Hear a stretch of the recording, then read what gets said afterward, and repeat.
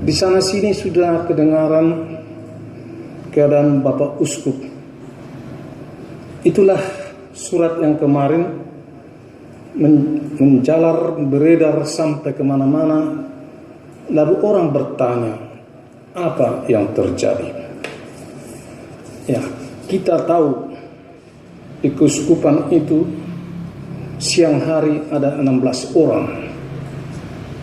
Itu bagian dapur 3 orang, bagian keuangan 5 orang, bagian sekretariat 5 orang, tukang kebun 1 orang, satpam 2 orang. Itu siang hari, tapi siang malam kira-kira 24 jam dan boleh katakan penghuni Monsinyur Cornelius Sipayung, Pastor Mikael Manurung, Pastor Bortar Mapea, Pastor Joni Turnip, Pastor Petrus Simarmata, dan Pastor Fernandus Saragi. Itulah penghuni.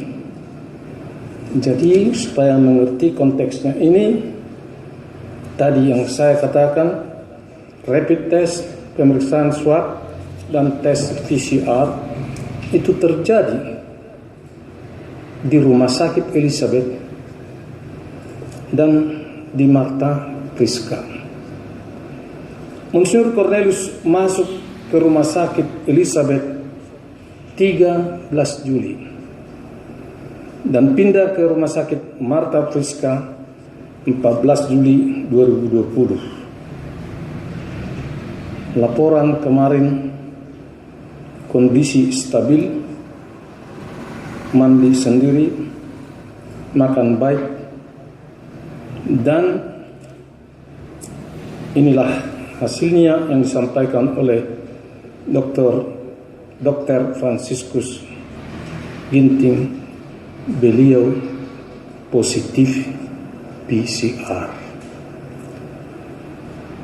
Sekali lagi, ini bukan menakut-nakuti, menggentarkan hati kita, tapi kita tahu.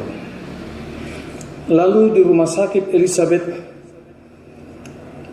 Pastor Mikael Manurung, Pitjen kita, masuk tanggal 7 Juli.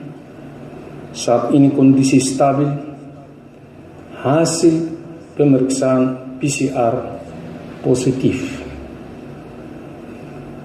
Pastor Borta Rumapea masuk 13 Juli 2020, meriang dan batuk-batuk, hasil PCR positif.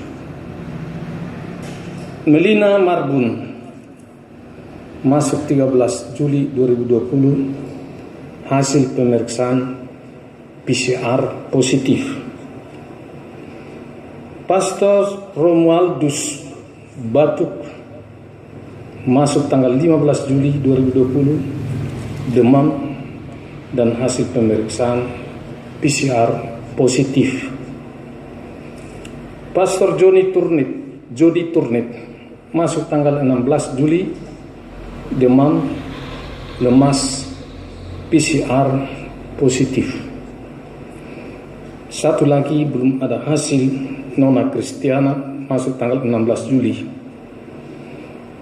Pastor Petrus Simarmata dan Pastor Fernandus Saragi masih tinggal di kamarnya dan belum ada tanda-tanda menuju. Kedua-duanya ini nampaknya isolasi mandiri.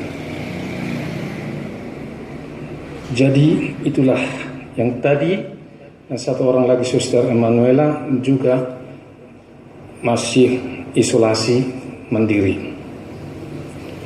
Nah, ini informasi untuk menolong kita karena virus ini begitu kencang. Jadi bagi mereka yang bertemu sejak tanggal 1 Juli 2020 ini, harap mengambil sikap sendiri. Dan entah itu berkonsultasi dengan dokter setempat. Jadi Informasi ini hati-hati, itu harus kita was-was, karena mereka bisa jadi di Pematang Siantar, bisa jadi di Parongil, bisa jadi di Brastagi. Supaya itu kita cermati bersama, bukan sekali lagi menakut-nakuti, bukan membuat kita cemas, tetapi kita was-was. Karena bisa jadi mereka menjadi carrier atau silent carrier corona COVID-19 pada waktu Anda bertemu, yakni memiliki kemampuan membawa dan menyebarkan virus. Inilah yang perlu kita ambil sikap. Wabah corona menjadi ketakutan kita bersama. Namun jangan sampai wabah ini merenggut cara kita memanusiakan sesama.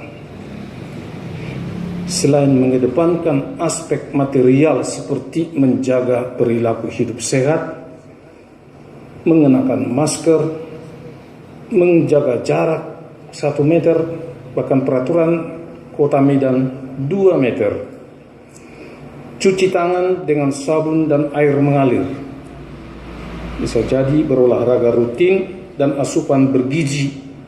Tapi yang terpenting ialah aspek non-material perlu dipelihara, seperti etika sosial kita terhadap sesama yang tercermin dari sikap peduli, sikap pengertian dan saling pengertian, sadar dengan lingkungan sosial kita. Corona mungkin bisa merenggut nyawa manusia, tetapi ada satu hal yang tidak bisa direnggut olehnya, kemanusiaan kita. Maka saudara-saudari umat Allah yang tercinta, marilah kita menemani uskup kita, karyawan, 4 pastor kita dalam doa-doa kita.